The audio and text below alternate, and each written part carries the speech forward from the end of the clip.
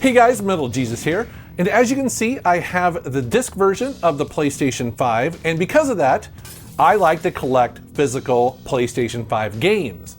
As of right now, I have 41 physical games, and that includes a lot of common games as well as some lesser known ones.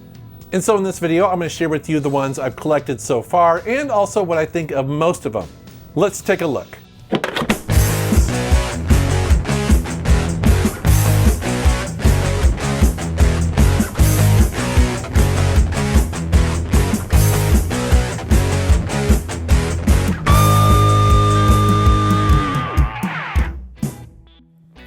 I'm going to go fairly quick through these because I want to talk a little bit about most of these, starting with Ghost of Tsushima. I didn't pick this game up when it first came out on the PlayStation 4, but I was excited to get it for the PlayStation 5 because for this version, they improved the performance a little bit. They also made the visuals slightly better, I guess, and also it includes the DLC Island. But I had heard so many good things about this game and it did not disappoint. If you're not familiar with it, you play a samurai and you are on Japan while it's being invaded by the Mongols. And I have to say the visuals are absolutely breathtaking. I love how they use light in this game. It gives it a very unique feeling and just vibe. And the combat is very good in this game. You cannot button mash your way through this at all. Instead, you have to focus on the different stances, which have plus and minuses against different types of enemies. You have to be very thoughtful about your heavy and light attacks, as well as when to move around and dodge. It's so much fun. It's so satisfying. Just a really great game. I enjoyed the heck out of it on the PlayStation 5. In the beginning here, I'm going to stick to some of the bigger releases on the PlayStation 5, starting with two of them from Naughty Dog. It's interesting how many times these games have been kind of re-released, but I do feel like, at least as of now, the best versions you can play are on the PlayStation 5. I mean, at least on consoles, right? I really enjoyed going back and playing Uncharted 4 again. That's a great game. It has an amazing ending to the Nathan Drake series. And then the HBO television show of The Last of Us inspired me to go back and replay the original. Now, what's cool about this is that it is an actual remake of the first game. It's not just an HD version of it. They actually added better graphics, better facial animations. They also added some accessibility options to make it a little bit more, I don't know, like friendly, I guess. Like I like that they have the ability that Joel can automatically pick up stuff if you want him to. Replaying The Last of Us Part 1 has been an absolute joy. It's been a long time since I played it originally back on the PlayStation 3, and so you forget little details, and it's been a lot of fun going back. Now let's go to some Insomniac Games, another Sony developer that has been cranking out some PlayStation 5 games. And you see two of them here. Now, admittedly, I haven't put a lot of time into Spider-Man Miles Morales. It's just simply because I guess I didn't really get sucked into it. Maybe it's because I played the previous one, but I was really excited to play a brand new Ratchet and Clank. And I have to say that Rift Apart is a great showcase for what the PlayStation 5 can do. There is just some amazing visuals in this game, and I really appreciate the instant loading that happens between dimensions. It definitely feels like something that would not have been possible on previous console generations. The game just looks like an animated Hollywood movie, don't you think? There have certainly been a lot of Ratchet and Clank games over the years, but I do feel like this is the best one since the original 3 that came out on the PlayStation 2. It's a fantastic game. If you haven't played it, I highly recommend it. I loved every minute of it, and I'm actually replaying it now. So this footage that you see here is me going through it a second time.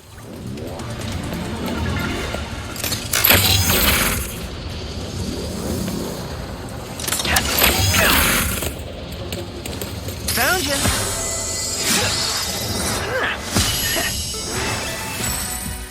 Now, speaking of big PlayStation 5 releases, it doesn't get much bigger than God of War Ragnarok. I was really excited to play this. It's a sequel to the game that won all sorts of awards back on the PlayStation 4, and I love this game, beat this game. I still want to go back and collect all the little things that you can in the world. Just a fantastic, beautiful title, great graphics, and also characters and story. There is just nothing I didn't like about it. But kind of in the same vein a little bit is Immortals Fenyx Rising, because it deals with Greek mythology, although in a bit more humorous way, a bit more cartoony way, but a game that I feel like I wouldn't call it a hidden gem just yet, because I do think a lot of people know about it, but also too, I think it kind of, flew under the radar a little bit. Maybe because when people saw it, they're like, it looks a little bit too much like, The Legend of Zelda Breath of the Wild, maybe. And I think that comparison is probably accurate. However, it's just a really good game by itself too. By the way, I should probably mention that this game is not exclusive to the PlayStation 5. It's just where I picked it up. It's where I wanted to play the game, and it looks and runs really well here. But you can get it on, I believe, the Xbox and also the Switch. Here are two more games I was excited to check out on the PlayStation 5. Demon's Souls, the complete remake, was a big deal when this was originally announced and came out on the PlayStation 5. A lot of people were excited about it. Admittedly, I haven't gotten very far into it. I'm just not very good at the game. However, here is Returnal. So a completely different type of game. I believe for a while this was exclusive on the PlayStation 5, and I definitely enjoyed this one more. It's a roguelike third-person shooter where you are stuck in this time loop and everything's procedurally generated in the levels, and you're trying to figure out why you're stuck there, what's going on with this planet that you're in. Very visually stunning game. I've never played anything quite like it. Here's where I'm putting some of my first-person games in here, and not all of these are shooters. You see I have Metro Exodus as well as Deathloop, and then a curious game here called Observer. Observer might not be familiar to some of you because it's not a shooter. It's actually I've seen it described as a walking simulator, but it's more than that. It's like a first-person detective adventure game. And what's cool about it is that it stars Rutger Hauer from Blade Runner, and he's great in this. I think it is one of his last performances before he passed away. And so it's great to hear his voice in this game, and he fits in perfectly. The premise of this is that you go to a crime scene in I guess it's an apartment building, and then it gets locked down and you're stuck there until you can kind of figure out what's going on. And this game is trippy, man. It sometimes plays like a cyberpunk nightmare. It's really interesting. It looks beautiful here on the PlayStation 5. And so if you're looking for something a little bit different, you might want to check it out. Now, Deathloop is a game I was excited for, but ultimately disappointed in, because with this developer, I actually prefer to play their games stealthy. They're the ones that created the Dishonored series, and this game is not... It's interesting. I was intrigued by the premise, but ultimately I just didn't have a lot of fun playing it. So I'd be kind of curious to know down in the comments if you like Deathloop or not. I gave it a good old college try, probably put 20 hours into it, and ultimately was like, nah, not for me. However, Metro Exodus was my kind of game. This is a fantastic first-person shooter. I loved it from beginning to end. It's a great game, beautiful graphics, great characters, really interesting story.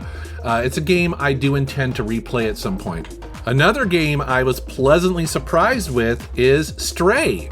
I actually originally played and beat this game twice now on the PC. However, I loved it so much that I wanted to get the physical version, and so you see that here. So while I didn't play it on the PlayStation 5, I do have the physical version of it, and it's really cool because, as you see here, it's got some nice little goodies and also this beautiful poster. This is a really beautiful and also Interesting adventure game, unlike any that I've ever played before. I actually introduced my wife to it because she's not really a hardcore gamer, but she jumped into this and loved it.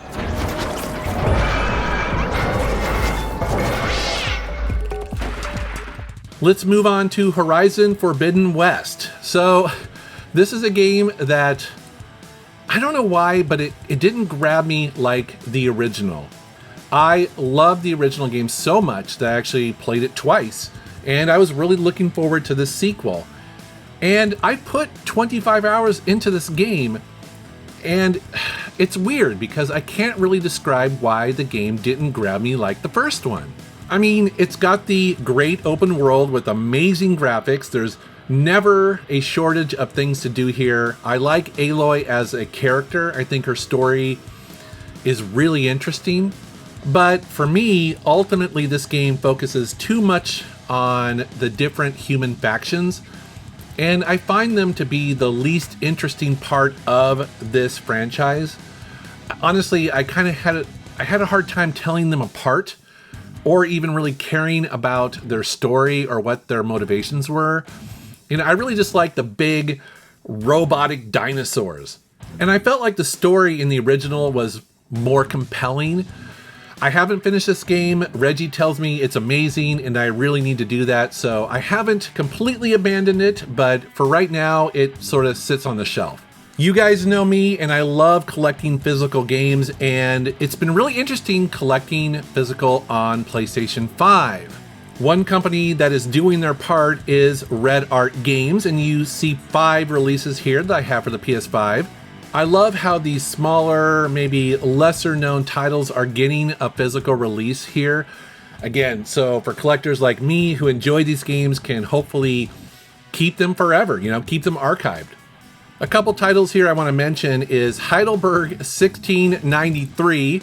I'm laughing because this game is hardcore, man. It's, as you see here, it's a 2D platforming game, but it's like Dark Souls level of brutality and toughness. You can die in one hit, you will die in one hit, but it's the type of game where, again, you know that you're failing because it's something that you're doing wrong, and so it's very addictive. You really want to press on and try to beat the level. It's pretty cool. Another tough game that is really fun is Sturmfront, The Mutant War.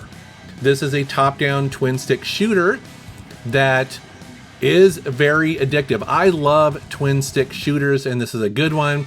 What's fun about this is that it's got a bunch of power-ups, but you need to really manage your ammo. If you run out of ammo, you're hosed in this game, and so you can't just go guns blazing all the time. You actually need to be smart about it. And then I've been really enjoying a vertical shooter called SophStar. Its big mechanic here is that you have the ability to teleport, and you'll need to do that sometimes if you get in kind of a tough spot, or maybe you're playing a boss that you're getting boxed in on the corners. It's pretty cool.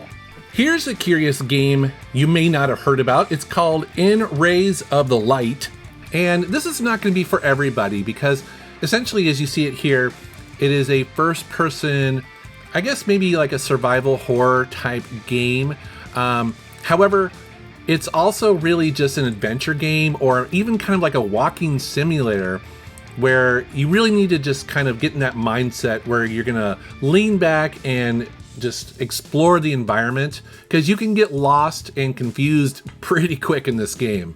Like I said, it's not a ringing endorsement for this game, but it is something I think is kind of interesting and curious, and it looks pretty good on the PS5, and I really dig its atmosphere. You get that sense where you're like, okay, what's going on here? What is happening? And that's kind of what drives you forward in the game. Here is a first-person shooter I bought on a whim. I didn't really know much about it. I went on Metacritic and was like, okay, it's getting decent reviews, and I was pleasantly surprised. As you see by this footage, Severed Steel is a first-person shooter. However, it mixes in a little bit of, I guess, The Matrix or maybe John Wick. Basically, if you slide or if you wall run or do anything kind of cool, time slows down and allows you to better shoot your enemies, which you'll need to do because this game will overwhelm you if you're not doing any of those special moves.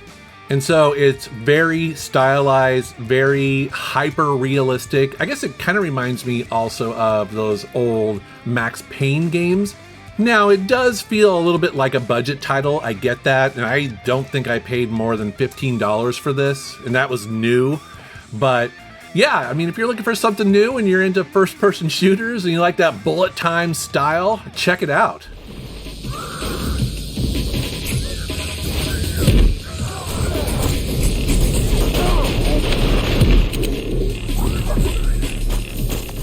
I don't have a ton of racing games for the PlayStation 5, but here are 3 of them, and the first one I want to talk about is Riders Republic. This is a very ambitious game because it mixes in a bunch of different styles of racing, or racing types I should say, into one big, massive, open world game. It's crazy. You can ski in this game, snowboard, mountain bike, snowmobile. You can also, I guess they're called air wings or whatever, or squirrel wings. And that's just the tip of the iceberg in this game. It's massive, and it all happens on this one map. And as you see here, if you let it, it actually mixes in a bunch of other people into your game. It's crazy and chaotic. And I have to say, for the most part, it does a pretty good job. I mean, if you think about it, they're trying to jam in a bunch of different styles in here. And like I said, it does a pretty good job. I mean, when you're on a bike and you're mountain biking down, it feels good, but then it'll feel a little bit different if you're obviously snowboarding or skiing or, on a snowmobile or whatever. So I feel in that way it actually is very, very fun, very cool to explore. I will say though, it gets overwhelming, and in the first probably couple hours of this game, you're going to be completely lost and honestly kind of annoyed because, like, in the hub section you see here, look at all these people. It's just total chaos here. Now, I'm sure you can probably pare it down and maybe even disable this, but I wanted to leave it on because it shows the ambition, the scale of this game. And also, look at the map. The good news is you can completely ignore everyone here. You don't have to interact with them. You can even just go right through them. But yeah, it's a pretty crazy game. And then you have Need for Speed Unbound. And I would say that overall, I find this game to be decent, good, maybe even, I don't know if I'd say great or not. Here's the problem I have with it, is that I recently played just a couple months ago Need for Speed Heat, which is a previous Need for Speed game. And this game feels like almost a carbon copy of that game. And so I gotta be honest, I'm kind of burned out on it a little bit. I liked Need for Speed Heat. I actually liked the location a little bit better because it takes place in a kind of like a Miami style city. And coming to this one, I was like, oh, okay. I get it. It's a good game. It's just not blowing me away yet. Here's some games I'm putting together that I'm basically calling, I guess, survival horror. I really enjoyed the Quarry. Those are those games that are almost like quick time events for the most part. They kind of play a little bit like adventure games, but really it's a lot of quick time events. Also, you're choosing different dialogue options. The thing I like about these games is that you can really control where the story goes, and you ultimately want to try to keep everyone alive if possible. But it is really fun also to do a playthrough where you purposely don't do that, where you let everyone die or you make all the wrong choices. So this game lets you do that. Here's a curious one. Again, this is a blind buy at a GameStop. I was just looking for something new and different, and it's called MADiSON. And this is a survival horror game. And again, I like these games. They're pretty fun. This one's definitely got a serious creep factor going on here. If you're looking for something a little bit different, you might check it out. I've been getting into the Watch Dogs franchise lately. It's a franchise that I didn't really spend a ton of time with when they first came out. I'm not really sure why. I guess it's because the original game was considered a bit of a letdown, but I liked Watch Dogs 2, and so based on that, I thought I'd pick up Watch Dogs Legion. And I have to say, for the most part, it's pretty fun. It's an open world game that takes place in London, kind of in the future. Maybe, I don't know what year they say it is, but 5 or 10 years in the future, not too far. So you can kind of relate to it, but it adds this ability to do this hacking. You do a lot of stealth in this game, which I really like doing.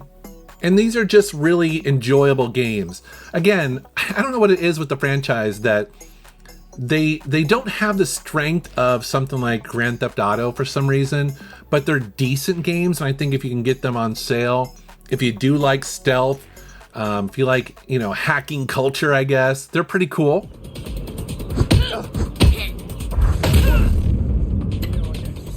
Here's a game that a lot of people were talking about when it was originally released, and I was happy to get a physical version of it. It is called Arcade Paradise. The premise of this game is that you own and operate a laundromat that you slowly turn into an arcade. It sounds kind of funny, but it is really addictive. Basically, what you're doing is a lot of busy work in that laundromat to try to earn money to buy arcade machines and then expand it out. And it's cool because everything you do in this game, whether you're picking up trash or you're washing clothes or whatever, earns you money towards that. So everything you do basically gets you further towards your goal, which is to have a really awesome arcade. And the cool thing is you get to play those games, and all of these games are really fun, usually based on, a franchise that you'd be like, I know what that's based on. It's very addictive. It's a type of game where I played it a lot for the first week, and then I got a little bit burned out on it, and what happens is I go back to it every once in a while. I'll be like, you know what? Maybe it's time for me to put a couple hours into my arcade and see if I can get another machine or something. Here's a game I picked up solely because I saw another YouTuber, Irene, talk about this in her video about how she was surprised how good it was. And yes, it's a Smurfs game. And I have to admit, this is a really fun game. You would not expect it to be this much fun, but it's a very solid third-person platforming collect-a-thon game that has some really great graphics, actually. My only complaint with this is that, and you can probably tell here, that it just doesn't run that smoothly. You can tell it's struggling a little bit, even on the PlayStation 5, which is a little bit disappointing. But if you can look past that, there is a pretty cool game here. Some more random PlayStation 5 games I have in the collection. I've talked about MechWarrior 5 in the past. Again, another blind buy. I'm like, wow, there's a MechWarrior game on the PlayStation 5. But the game I want to mention is Chorus. That is a space shooter game, which is something that we don't get a lot of anymore. And reminds me of my days playing Wing Commander and Privateer. Really great graphics. It's got a really interesting story. Lots of stuff to discover in this. It's a little bit, I would say, kind of confusing in the beginning to figure out exactly what to do. It has a little bit of that kind of indie vibe to it, so it's not exactly polished like a AAA title, but man, it's really cool. Here's another game that I picked up that was a complete blind buy, didn't know anything about it. That is Yurukill. Hadn't heard of this before. Looked like an interesting game, and when I got it home, yeah, I was definitely surprised. This is not what I expected. It plays like a horror visual novel. There is a ton of reading, characters talking, sometimes for 10, 15 minutes, but then it turns into a bullet hell shooter. It's so weird. And so you need to kind of go into this knowing that you are going to have to sit there and listen to people talk a lot. You can try to skip it, but once you do, there is a bullet hell shooter in here. And so, yeah, very interesting game. I'm glad I didn't pay a lot for it. I like the shooter part of it. I'm just not crazy about all the yabbering. Here's another game I was very happy to get a physical version of it. It's called F.I.S.T, which stands for Forged in Shadow Torch. This is a 2.5D platforming game, very much like Metroidvania style, where you have this fist that can be upgraded, and in doing so, it will then open up different parts of the map that you couldn't previously access. And it's really well made and a ton of fun. I feel like that when it first came out, people were kind of interested in it, but then it kind of fell off. It'll be interesting to see if over time, if this becomes one of the more collectible games, or at least the physical version of it. I don't know if you can still get it, but again, it's cool. If you like this kind of Metroidvania style game, you should definitely check it out. At least check it out digitally to see if you like it first. Some more random PlayStation 5 games here. I like to try different genres, different styles of games. Sometimes I succeed, sometimes I don't. I was really happy to see that they remade PacMan World for the PlayStation 5 and also Xbox and Switch. But that is a really fun 3D platforming game that originally came out back in 1999 for the original PlayStation. And it's a really fun, very smart game. You know, not always do these old arcade franchises make the transition to 3D well, but this is definitely one of them. And for the game to get a new coat of paint and run on modern consoles is pretty cool. And I've mentioned Chris Tales in the past. I think it was when I picked it up in a pickups video with Reggie.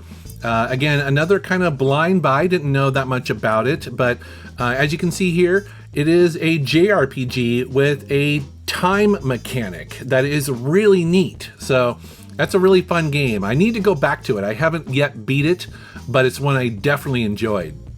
Now, I know some of you are going to mention, well, why don't you have this particular game or, you know, some others that you could get on the PlayStation 5? And the answer is that I generally split my releases between the Xbox Series X and the PlayStation 5. I don't necessarily have any rhyme or reason behind it. It's just that I like to kind of go 50-50. You know, I like both consoles equally, but I would love to know what games you think I should get for my PlayStation 5. Please post a comment down below. You know, there are so many games and so little time, but I need to know which ones you guys think I should be playing. And as always, guys, I want to thank you for watching my channel. Thank you for subscribing, and take care.